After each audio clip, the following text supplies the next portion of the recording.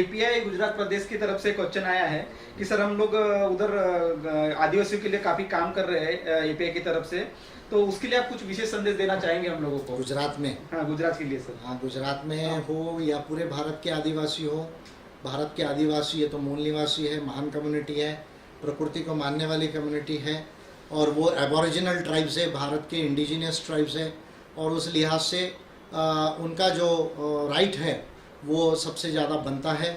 और उस लिहाज से मैं ये कहना चाहूँगा ट्राइबल्स लोगों को कि 5th शेड्यूल पर, क्योंकि ये सारा एरिया जो आप कह रहे हैं गुजरात वगैरह का, ये मध्य प्रदेश महाराष्ट्र का 5th शेड्यूल में है, तो 5th शेड्यूल के इम्प्लीमेंटेशन पर ज़्यादा काम करें। पेसा लॉ जो है, panchayat extension to scheduled areas act 1996 के इम्प्लीमेंटेशन पर ज़्यादा काम करें। इसमें जो है वो डिस्ट्रिक्ट मिनरल फाउंडेशन DMF जो है, उसमें जो जहाँ जहाँ खदान है वो एक अलग से फंड बनाया गया है कि रॉयल्टी में इतना पैसा सरकार को देंगे जो लोग माइन कंपनी है वो, और इतना पैसा DMF में देंगे, और वो जो माइनिंग एरिया के लोग हैं उनके लिए खर्चा हो गया। माइंस तो जंगलों के आसपास है, ज़्यादातर माइंस आदिवासियों के क्षेत्र में है, तो DMF का फंड बराबर यूज़ हो रहा है कि नहीं, इस पर ध्यान दीजिए।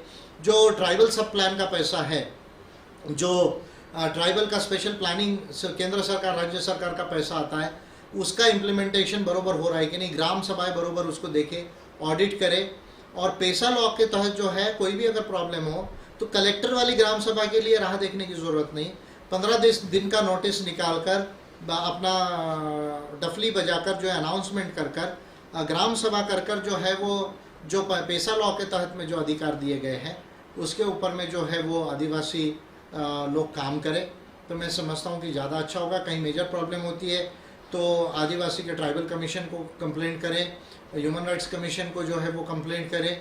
ज़्यादा अगर एट्रॉसिटी की कोई केस होती है तो जाकर डायरेक्टली SP के पास में, कलेक्टर के पास में जो है, या IG और डिविजनल कमिश्नर के पास में जो है वो FIR करवाएं। तो मैं समझता हूँ कि ये सब काम करें और अपनी जल जमीन जंगल को जो है वो बचाने का काम करें। लेकिन इसके लिए संविधान में कुछ अमेंडमेंट करने की ज़रूरत है। उसके लिए मैंने 2 बिल ऑलरेडी संसद में प्राइवेट मेंबर बिल लाने की प्रयास कर रहा हूँ। अगर कोई भी आदिवासी सांसद हो तो वो इसको जल्दी ला सकता है। अगर आपके पास कोई आदिवासी सांसद हो तो मेरे बिल तैयार है। संविधान में आदिवासियों को एबोरिजिनल ट्राइब घोषित करना होगा, ये एक महत्वपूर्ण बात है। और जो second generation of indigenous rights है, जो ILO कन्वेंशन यानी इंटरनेशनल लेबर ऑर्गेनाइजेशन का 169th कन्वेंशन है, 1989 साल में जो आया, और 2007 में universal declaration of rights of indigenous people में, ये दोनों को मिला के जो second generation of indigenous rights है, जो बेसिकली जो ओनरशिप के राइट्स है और कल्चर के राइट्स है, जिसको land, territories, resources, culture and self identification, ऐसा 5 चीज़ें बोली जाती है। लैंड यानी ज़मीन का अधिकार पे आदिवासियों का पहला अधिकार है। टेरिटरी यानी 2 स्टेट के बीच में की भी अगर बॉर्डर की टेरिटरी हो, लेकिन पहले से आदिवासियों का आने जाने अगर वहाँ रहा हो तो वहाँ उनका कल्चरल एक्सचेंज का राइट है टेरिटरी पर, ये माना गया है ह्यूमन राइट्स में।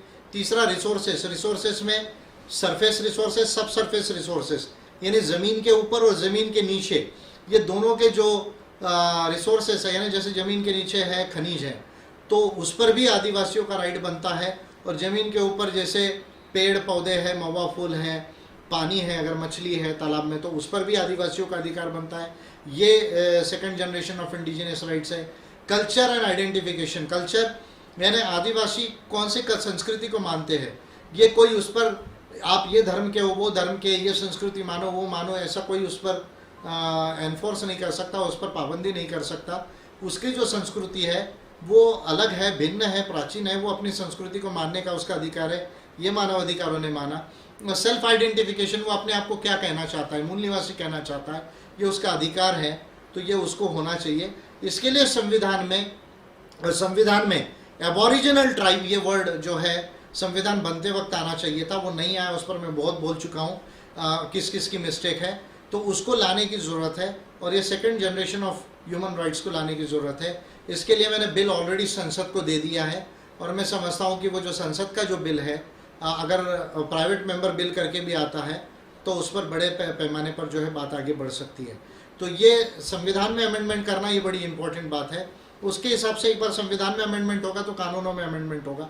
जब तक ये नहीं होता है तो आप पेसा लॉ पे और जो DMF का जो है डिस्ट्रिक्ट मिनरल फाउंडेशन पे और जो ट्राइबल सब प्लान का पैसा है उसके ऊपर में ग्राम सभाओं के माध्यम से ज़्यादा इफेक्टिव काम करें और पॉलिटिकल पार्टी में ज्वाइन करें।